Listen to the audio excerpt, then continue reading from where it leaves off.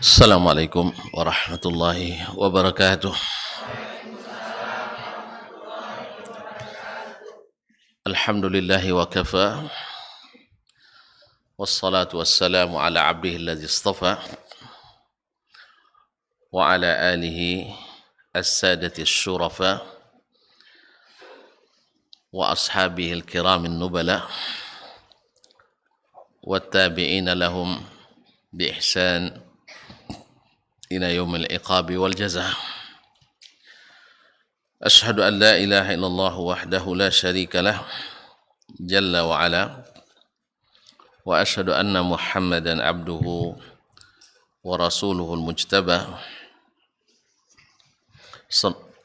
sallallahu alaihi wa ala sairil mala.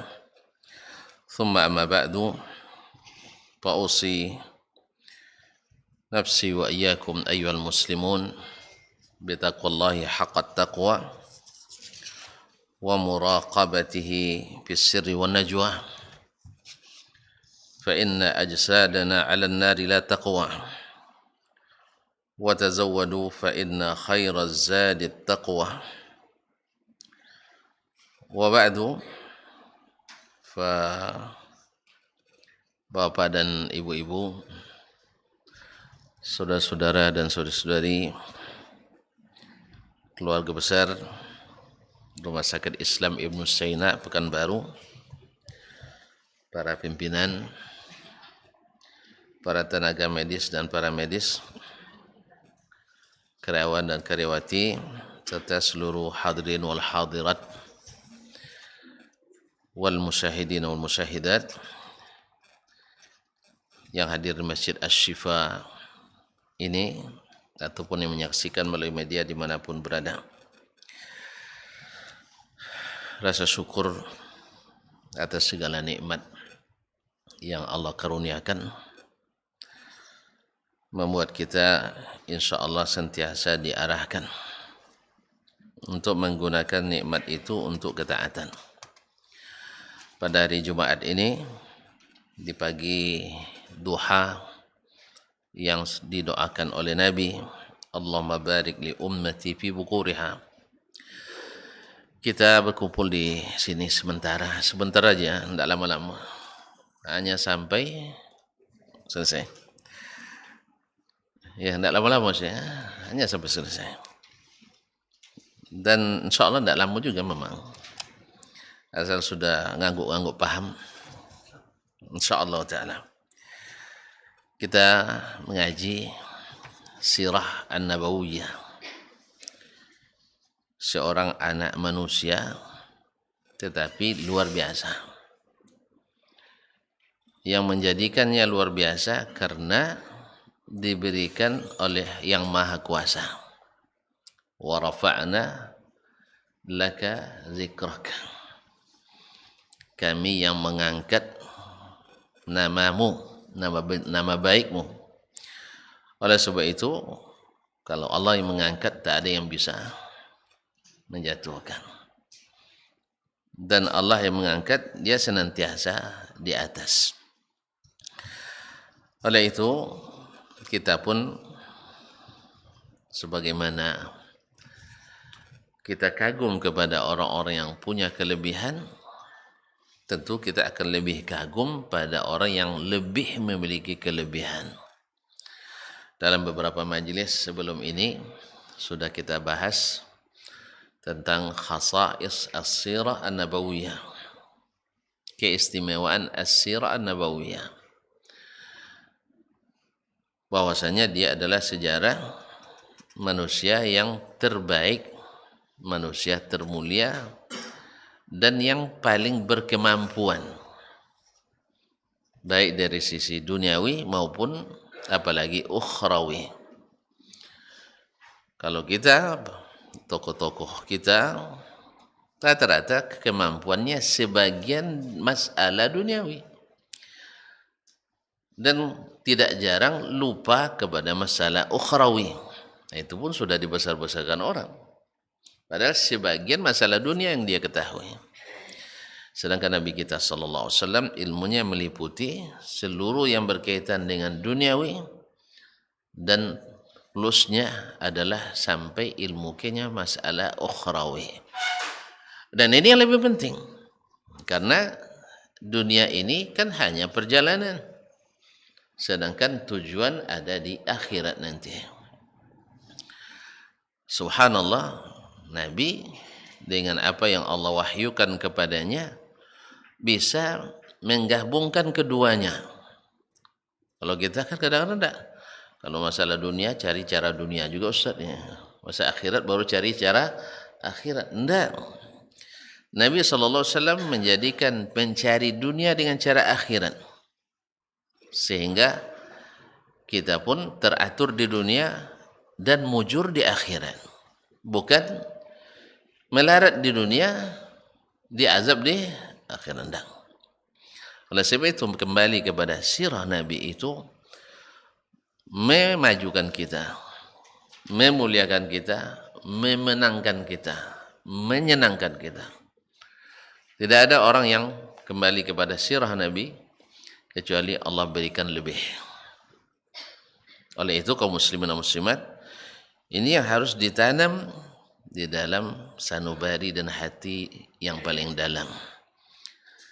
Ma'asyiral kiram, berhasilnya Nabi membangun masyarakat Madinah, kemudian masyarakat dunia, menjadi masyarakat yang dicontoh dan diteladani.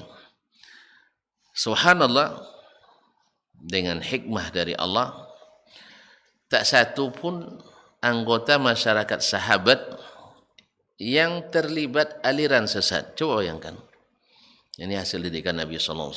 Tak satu pun mereka yang tersesat jalan. Beda dengan generasi tabi'in.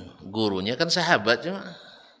Sehingga ada yang tersesat. Tapi didikan Nabi tak ada satu pun yang terlibat aliran sesat. Lahir aliran-aliran sesat di zaman akhir-akhir sahabat. Sahabat masih banyak. Seperti ketika Khawarij datang, Ibnu Hajar dalam Al-Isabah fi Tamyizis Sahaba menyebutkan tidak kurang dari 35.000 sahabat yang masih hidup. Tapi tak satu pun terlibat di gerakan Khawarij.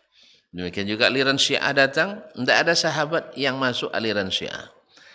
Demikian juga aliran Murji'ah dan seterusnya.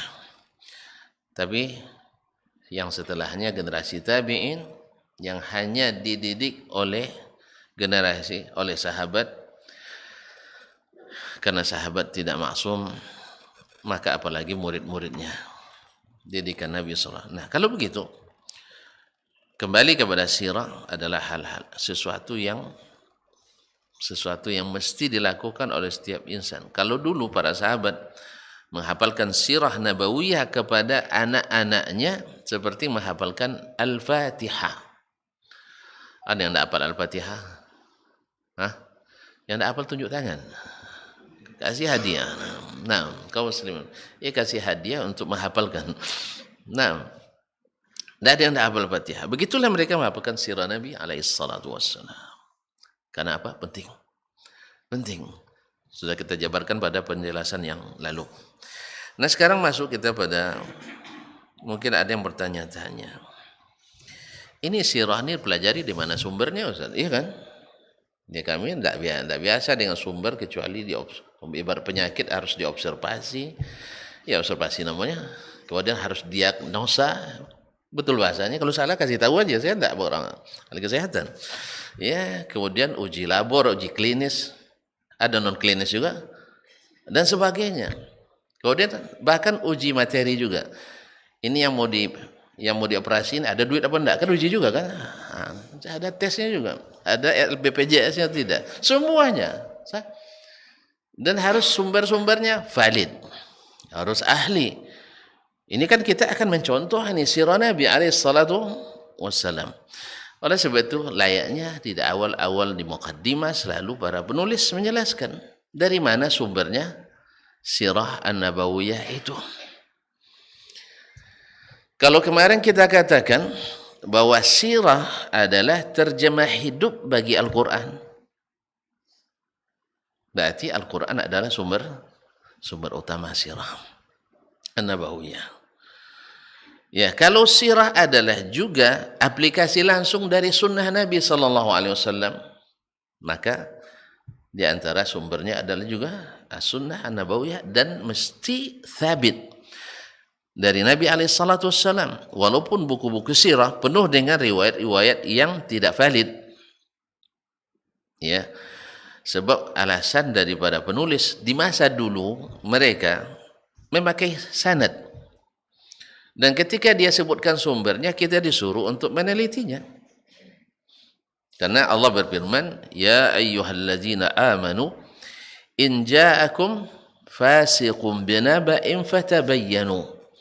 Wahai orang-orang beriman, bila datang kepadamu orang fasik bawa berita, fatabayyanu, maka teliti, klarifikasi dan konfirmasi. Pastikan kebenaran berita, karena tidak selamanya berita itu benar. Maka mereka sebutkan sanadnya untuk memudahkan kita meneliti, mengamati dan kemudian menetapkan stabil atau tidak.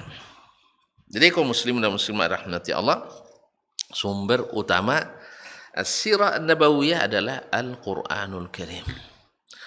Al-Quran, alhamdulillah, terjaga, terpelihara. Dan diriwayatkan kepada kita melalui jalur mutawatir yang tak meninggalkan secuil pun keraguan atas keaslian. Bahkan bukan hanya dalam satu qiraat, tapi sampai 7 qiraat mutawatirah, bahkan sampai 10 qiraat masyhurah, bahkan sampai qiraat syadzah pun, yang aneh-aneh, yang ganjil-ganjil pun dihafalkan oleh para ulama dalam jumlah yang banyak, dan diriwayatkan oleh orang-orang yang thiqah, yang berdedikasi dan integritas, yang memiliki kredibilitas yang terjamin serta kualitas yang bisa diadu. Ingat iklan antum ya. Kualitas berani nih diadu. Kaum muslimin dan muslimat dirahmati Allah SWT. Al-Quranul Karim. La ya'tihi al-batilu min baini yadayhi wala min khalfihi. Tidak ada satu pun kebatilan baik dari depan maupun di belakangnya. Semuanya al-haq. Al-haqqu min rabbik fala takunanna minal mumtarin. Al-haq itu datang dari Rabbmu. Jangan kamu jadi orang ragu.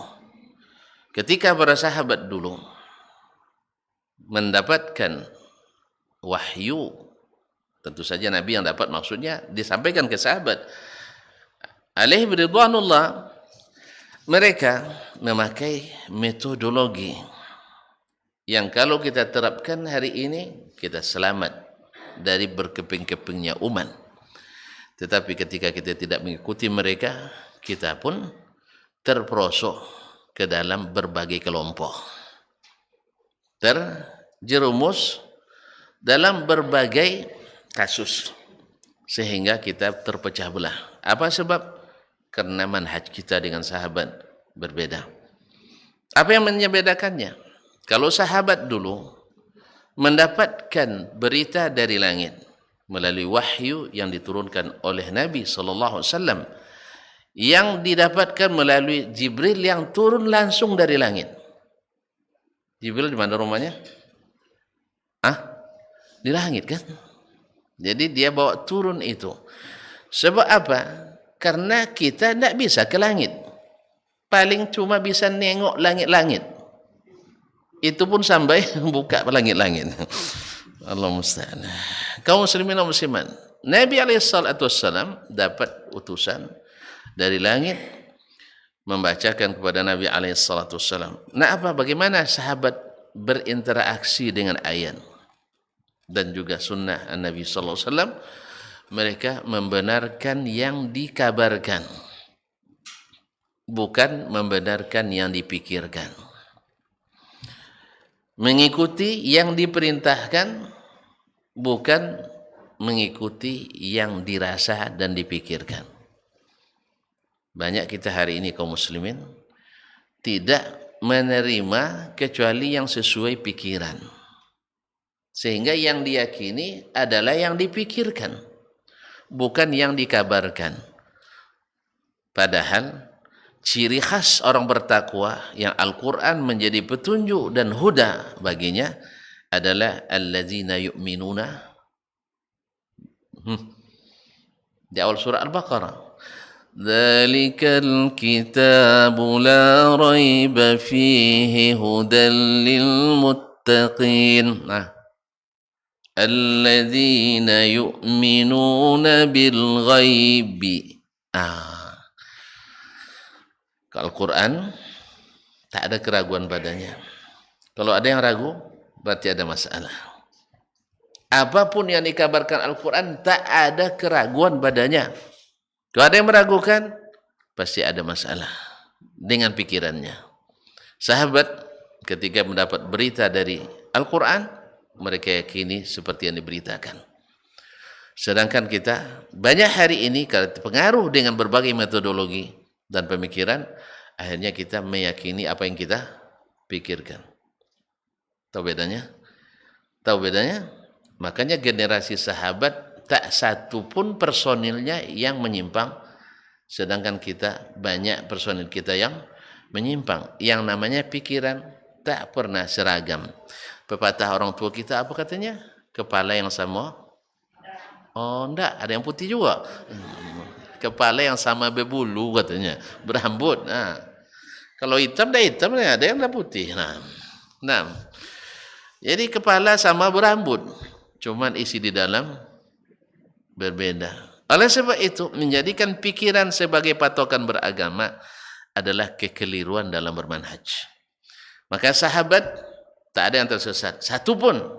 Walaupun ada maksiat ada, berbeda pendapat ada, tapi tak tersesat. Sedangkan kita tanpa beda pendapat pun kadang-kadang semangat untuk tersesat jalan. Apa sebab? Karena kita tidak mengimani yang diwahyukan, tetapi yang mengimani yang kita pikirkan. Demikian juga dalam pelaksanaan perintah. Lain yang diperintah seperti kata Mendiang Gus Dur ketika dia bicara tentang tabiat bangsa-bangsa. Kalau orang Jepun, orang Jepang, orangnya sedikit bercakap, banyak bekerja. Orang Cina lain lagi. Cina banyak cakap, banyak kerja, dan suka niru, nyontek. Iya kan? Asal ada barang apapun pasti ada KW-nya. Cina. Kalau ada yang suka bikin KW-KW dan beragama, Cina barangkali gurunya itu. Kaum muslimin suka bikin yang KW-KW, sah? Baik. Orang apa lagi? Disebutkan berbagai bangsa, tapi tidak sebutnya orang Indonesia. Tidak sebut orang Indonesia. Akhirnya wartawan bilang, Gus, orang Indonesia gimana? Indonesia lebih unik lagi katanya. Lebih unik lagi. Gimana Gus? Orang Indonesia itu lain yang disuruh, lain yang dikerjakan.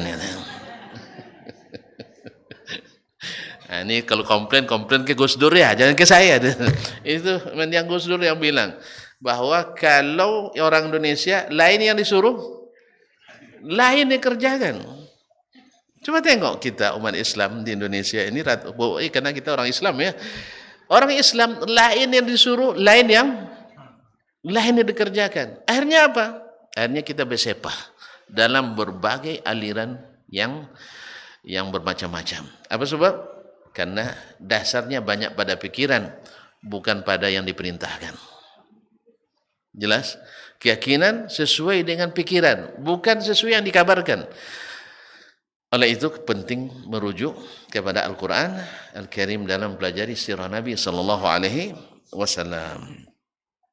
Kaum muslimin dan muslimat, memang waktu tak terasa berjalan. Sudah lebih setengah jam ya. Ya Allah.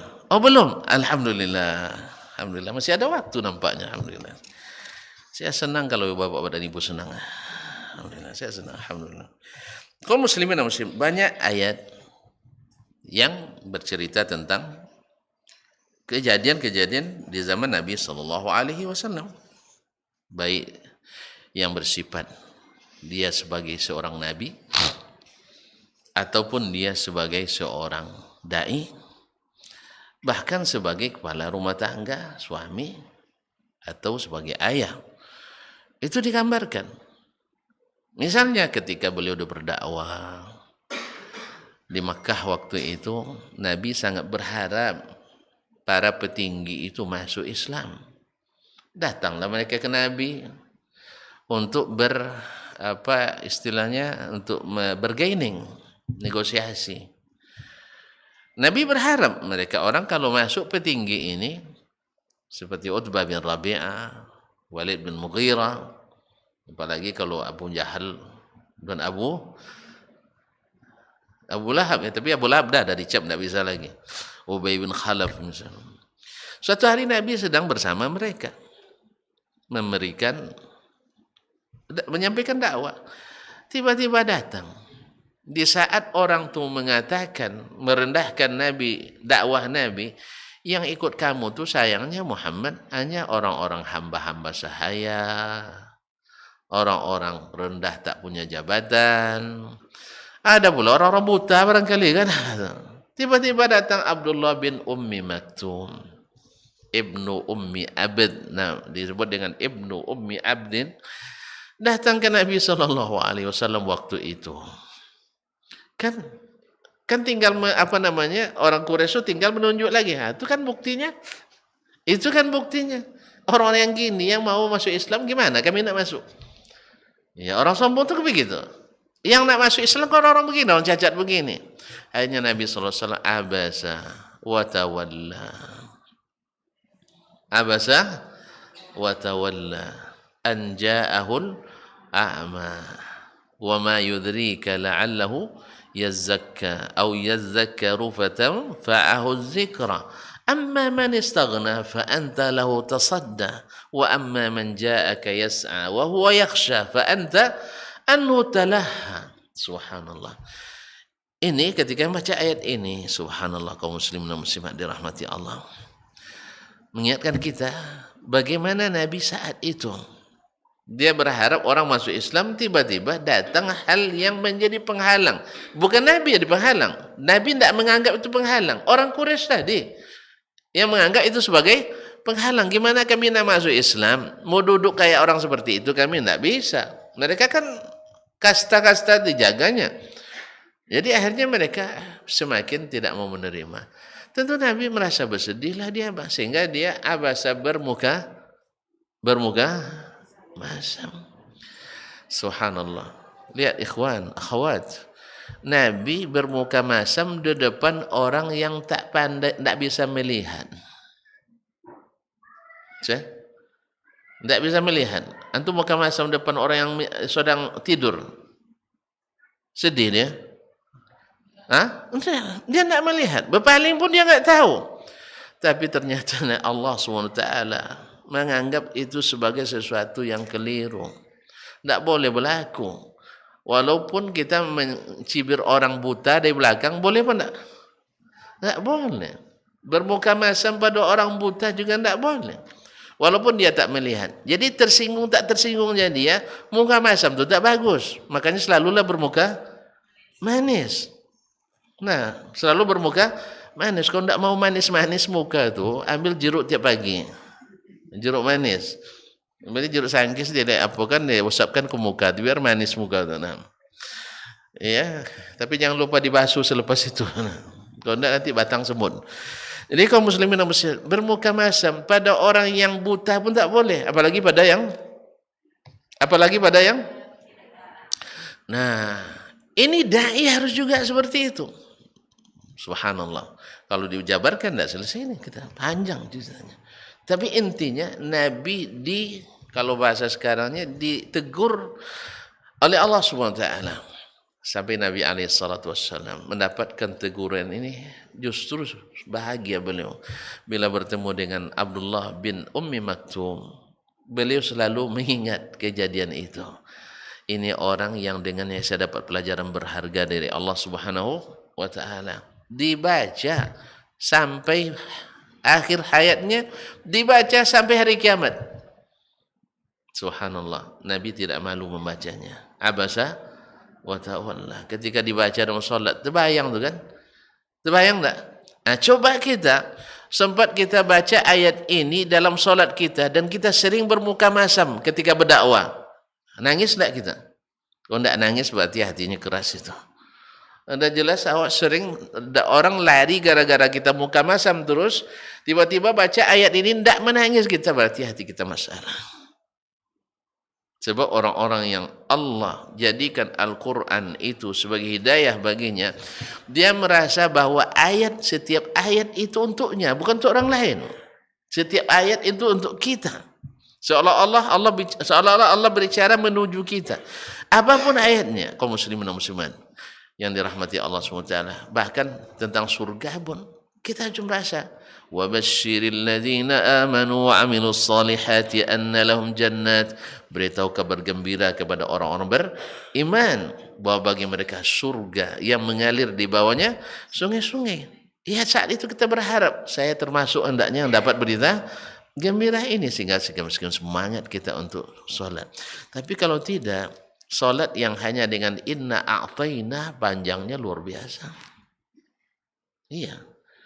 Yang hanya dengan inna a'taina panjangnya luar biasa. Sehingga orang sekarang berlomba tarawih paling singkat sedunia. Kan ada yang viral-viral itu. Salat tarawih 23 rakaat 2 menit 17 detik. Masuk rekor muri. Museum rekor Indonesia. Untuk apa? Gimana tuh menghayati?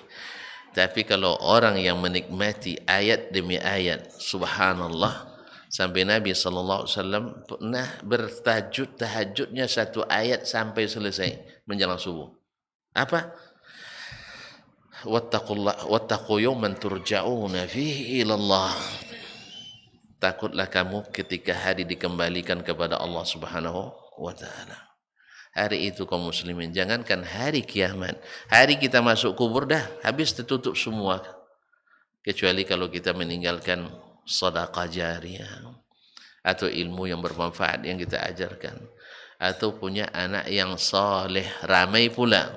Makanya jangan sedikit anak, ramai. Ya, di dunia senang, di akhirat menang. Oh sikit bahaya sih. Apalagi kalau istri cerewet pula. Enggak tahu tuh. Kalau istri cerewet, siaplah kena ceramain di rumah. Gara-gara anak sikit. Sebab dalam penelitian ibu-ibu ini kan punya jatah ceramahnya berapa kata sehari? 24.000 kata. Bapak-bapak hanya punya kemampuan 7.000 kata. Makanya banyaklah ibu-ibu yang suka mengata-ngata. Iya nak? Makanya bapak-bapak ini punya kepentingan, istrinya punya anak banyak. Banyak pula perangi anak tu. Jadi pas dia pulang habis jatah bicaranya. Tinggal yang lembut-lembut lagi. Tapi kalau sempat anaknya cuma 2, kemudian anaknya peranginya bagus pula, akhirnya suami yang kena semprot sampai di rumah. Nah, awak di luar menceramai orang, di dalam kenapa ceramah? Ya maka sabar-sabar aja ya.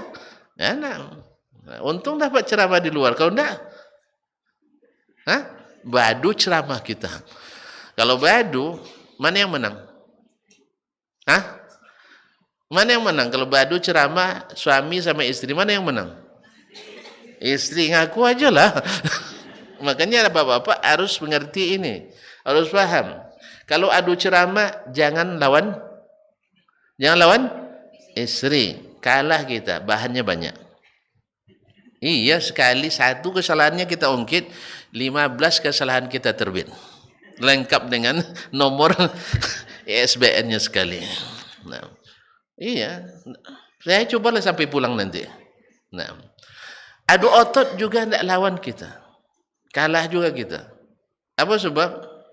Menang jadi arang, kalah jadi debu. Kalah malu juga antum, menang diadukan KDRT. Menang juga ibu-ibu. Pokoknya apalagi di Indonesia nih, ibu menang terus. Maka lahirlah rumusan wanita tak pernah salah. Paham tuh ya?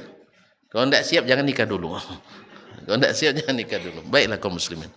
Ini yang pertama. Jadi banyak ayat yang bercerita tentang apa? tentang sirah Nabi, insyaallah datang pada bab-babnya nanti insyaallah taala. Yang kedua adalah al-ahadits an-nabawiyah. Kalau Al-Qur'an kan kitabnya hanya satu. Sah? Karena Al-Qur'an bersifat global, bersifat garis-garis besar. Penjabarannya tadi dalam hadis-hadis Nabi sallallahu alaihi wasallam. Oleh sebab itu rujukannya banyak kitab, yaitu kitab-kitab hadis, dan ini termasuk referensi rujukan sirah paling utama. Oleh sebab itu di saat hadis kurang dipelajari di satu tempat, mereka pasti jauh dari sirah. Jauh dari sirah Nabi sallallahu alaihi wasallam. Makanya ketika hadis tidak hidup, maka orang akan lebih banyak seperti tadi yang saya katakan, meyakini yang dipikirkan, mengikuti yang tidak diperintahkan. Meyakini yang dipikirkan, mengikuti yang tidak diperintahkan. Tapi kalau hadis menyebar, maka seganlah kita. Segan kita pada Nabi alaihissalam. Awak biasa dengan suatu amalan, lalu datang di depan kita hadis Nabi. Tidak mungkin kita katakan, ya kan Nabi ini seolah-olah dia menyampaikan ke depan kita, lalu kita katakan ke Nabi, ya Rasulullah, kita tidak semazhab. Kan tidak mungkin kan? Mungkin antum katakan ke Nabi kita tidak semazhab? Hah? Ya Rasulullah, mazhab saya mazhab Syafi'i. Terus mazhab Rasulullah? Hah? Rasulullah apa mazhabnya? Hah? Mazhab Rasulullah al-Islam. Jadi seluruh Islam itu ada pada hadis Nabi alaihissalam. Maka tidak etis dan juga tidak bagus kalau kita ketika bertemu hadis dan sahih dari Nabi memaksakan yang kita biasa laksanakan. Karena apa? Satu, pertama hujjah sudah sampai ke kita. Yang kedua, amalan Nabi itu maksum dari kesalahan. Amalan selain Nabi tidak maksum dari kesalahan. Yang ketiga, bahwa amalan Nabi pasti diterima. Amalan selain Nabi, pasti ditolak. Enggak, khilaf di sini. Ada yang bilang diterima, asal baik terima. Enggak, ada keraguan padanya. Bisa diterima, bisa ditolak. Yang keempat, bahwa yang dari Nabi asli, yang dari selain Nabi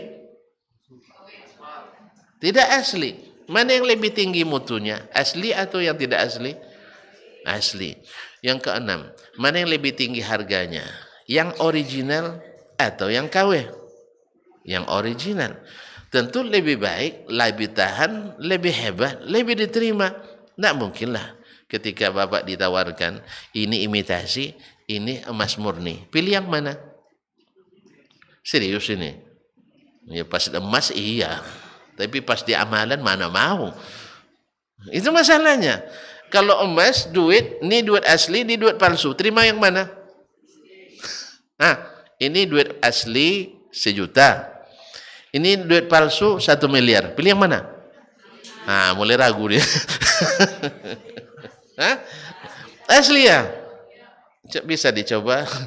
Ada yang punya duit palsu enggak? Kita coba nih. Saya pinjam. Nah, lalu saya serahkan nanti.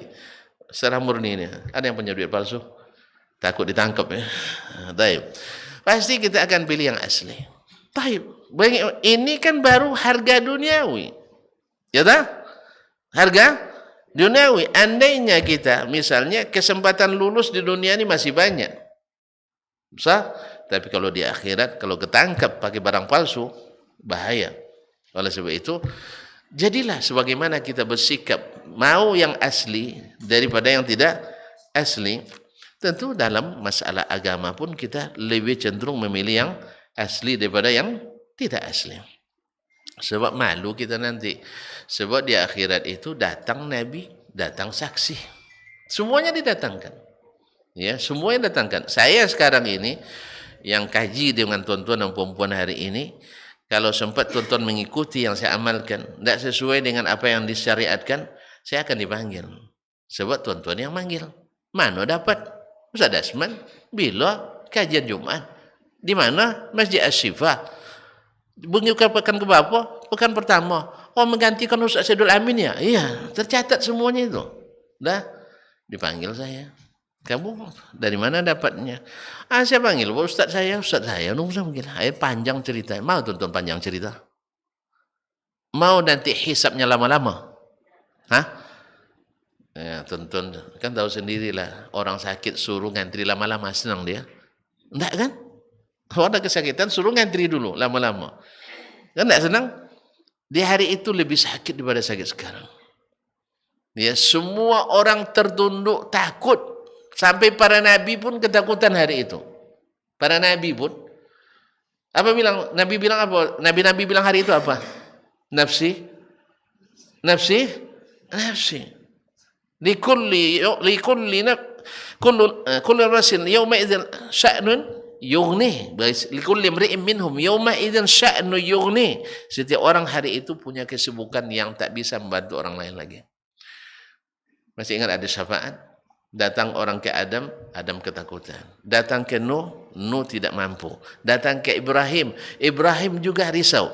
Datang ke Musa, Musa tak mau, tak bisa. Allah murka hari ini. Datang ke Isa juga seperti itu.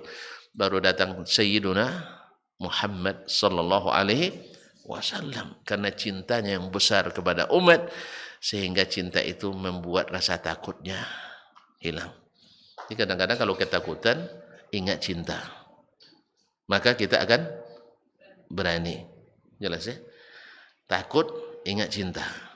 Jika akan berani. Tergantung cinta apalah dulu. Kalau cinta akhirat, pasti lebih kuat. Kalau cinta dunia, sebentar saja. Kaum muslimin dan muslimah dirahmati Allah SWT. Jadi Nabi SAW hari itu didatangkan sebagai saksi pada kita. Dan hari itu, kalau benar, Nabi kan tinggal selesai cepat. Tapi kalau banyak, coba lihat dengan palsukan coba dokumen. Kalau ada terendus dokumen yang diragukan, lama prosesnya. Nah, tonton paham sendiri tuh. Kartu BPJS-nya dipalsukan, cepat prosesnya. Yang BPJS juga lama prosesnya, apalagi sudah palsu pula. BPJS saja kan lama prosesnya, betul kan? Nah, kenapa lamanya? Tidak bisa dipercepat. Tolonglah dipercepat. Makanya saya sampai sekarang belum mau pakai BPJS karena takut terlambat. Takut dilambatkan. Tidak bisa dicepat. Kalau bisa BPJS lebih cepat dari pasien umum. Bisa? Sulit ya. Dari sononya memang susah. Dari sono memang susah. Lahirnya BPJS kan juga susah. Ini kan sunsang lahirnya kan. Makanya urusannya ribet. Nah, iya, rumah sakit pun merasakan susahnya juga, iya kan? Iya Pak Direktur? Takut boleh ngaku. Nah, saya aja ngakulah. Nah, baiklah kaum muslimin dan muslimat. Kemudian menjadi rujukan sirah adalah kutubul maghazi wasiyar. Ini benar. Dulu sebelum ada kitab siyar maghazi itu riwayat orang tentang sirah nabawiyah. Mereka dari orang-orang yang menyaksikan. Orang menyaksikan. Dalam kutubul maghazi peperangan sampai di antara mereka sampai detail-detailnya, berapa pucuk pedang yang dipakai, berapa pedang yang patah sepanjang apa, kalau ada air, sumur air di situ, sumurnya sedalamnya seperti apa, lengkap. Ya, banyak yang, tetapi bagi sebagian yang diperlukan adalah yang berkaitan dengan yang betul-betul tidak diketahui. Kalau antum tidak tahu berapa dalamnya sumurnya kan diketahui tidak masalah, tak tahu pun tak rugi misalnya. Tapi kalau mau tahu juga, ya sebagian orang kan itu pergi dia ke Makkah. Yang ditanya bukan mana Bukit Safa, Bukit Marwah, gimana cara tawaf dan sa'i. Ustaz, kabarnya ada dulu tiang Masjid Haram ini sempung oleh kapaknya Nabi Ibrahim ketika digoda oleh iblis katanya. Pak, saya bilang di zaman Nabi Ibrahim itu belum ada tiang-tiang ini tuh. Ini tarik keropat dari mana dia dapat itu? Itu yang ditanya dulu. Pak, kita sa'i lah dulu Pak, baru nanti selesai sa'i, dah tahallul, dah istirahat, kita cari tiang yang tiang yang sudah dipukul sama kampak Nabi Ibrahim itu nanti sebenarnya. Iya subhanallah, itu yang dicari, itu belum penting sekarang. Yang penting sekarang kita tawaf sesuai dengan yang disyariatkan, habis itu sa'i, habis itu tahallul, habis itu rehat. Bapak kan capek, dah 8 jam naik pesawat, langsung pula umrah. Habis itu ya tahu sendirilah tuh berjalan mungkin dari rumahnya berapa jam pula ke bandara Jakarta atau Medan atau sebagainya. Ya mungkin dah 2 hari dia tidak istirahat kan? Dia cari pula tiang yang nah, besok aja kita cari insyaallah sebilang.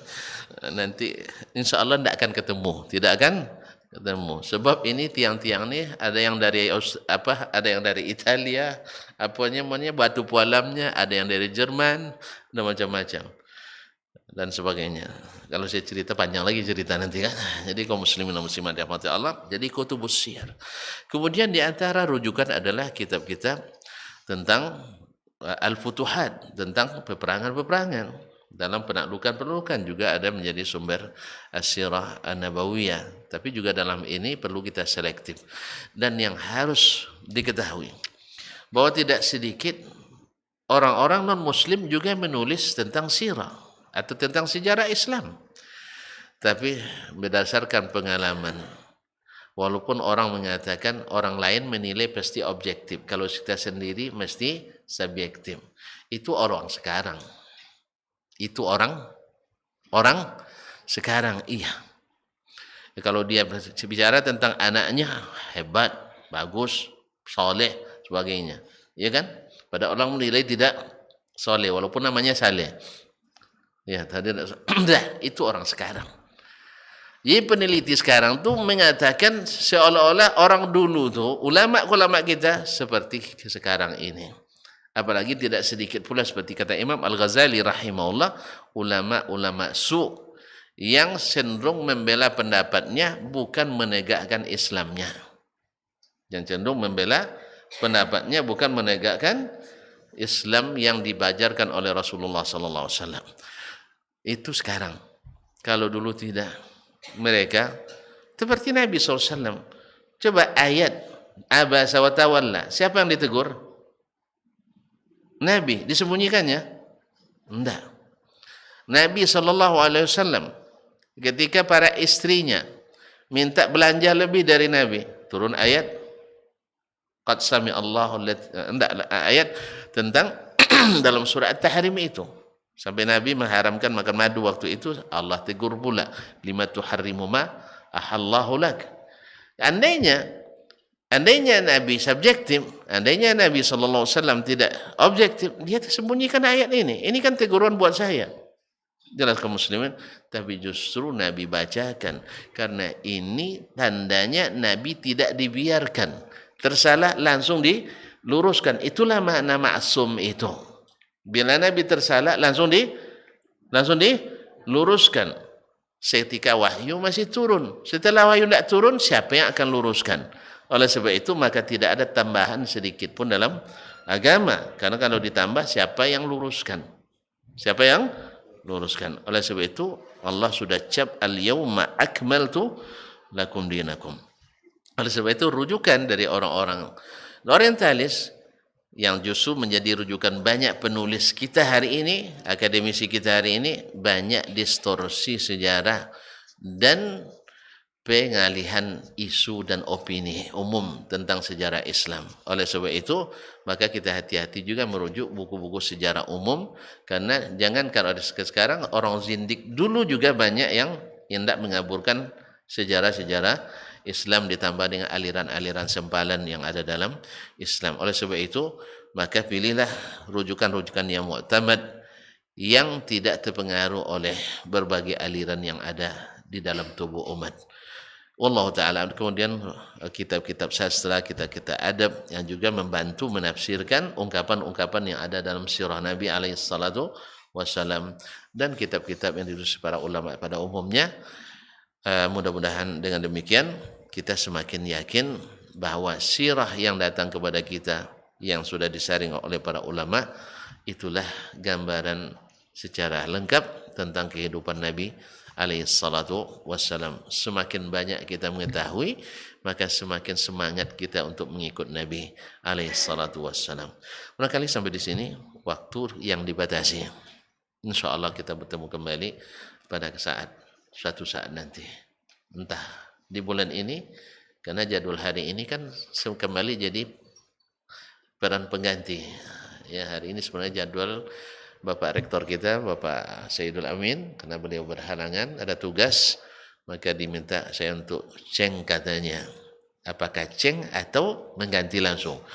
Ya kayaknya hampir tiap bulan saya menjadi pengganti. Nah, kalau gitu, kalau dipermanenkan pekan pertama pun tidak apa-apa juga. Tapi kayaknya tidak juga mau dia itu, karena pekan ketiga sudah ada rencana lagi barangkali. Tidak apa-apa. Selama saya mampu dan saya sehat, ada waktu, saya siap dipanggil kapan saja, on call. Seperti tuan-tuan juga ada yang on call, siap dipanggil kapan saja. Wallahu ta'ala alam, wa sallallahu ala nabiyina Muhammadin wasallam. Saya serahkan kembali. Ada pertanyaan enggak kan?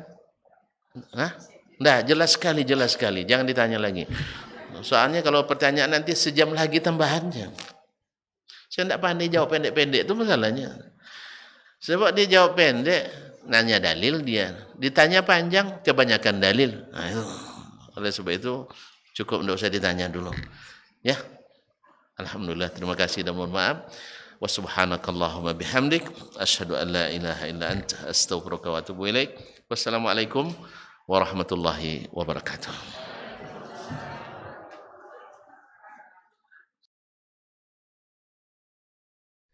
Majtama'a qaumun fi baitin min buyutillah yatluna kitaballah wa yatadarasunahu fima bainahum illa nazalat alaihimus sakinah wa ghasyiyatuhumur rahmah wa haffat bihimul malaikah wa dzakarahumullahu fiman indah.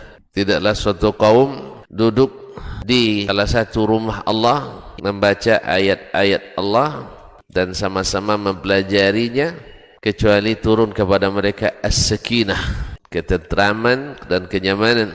Wa ghasyiyatuhumur rahmah, dan mereka diliputi pula oleh rahmat, kasih sayang dari Allah Subhanahu wa taala. Wa haffat bihimul malaikah, dan mereka pun dikelilingi oleh para malaikat, karena malaikat suka majlis-majlis zikir dan ilmu. Wa dzakarahumullahu fiman indah, dan Allah akan banggakan sebut-sebut mereka di kalangan malaikat-malaikat yang ada di sisinya, di masyarakat atas. Mudah-mudahan kita termasuk yang sering disebut-sebut di sisi Allah, di kalangan para malaikat, dan di akhir majelis ini mudah-mudahan kita pula mendapatkan seperti yang tersebut dalam hadis qudsi, qumu maghfuran lakum, silahkan berangkat meninggalkan majelis ini dalam keadaan diampuni dosa-dosa kalian.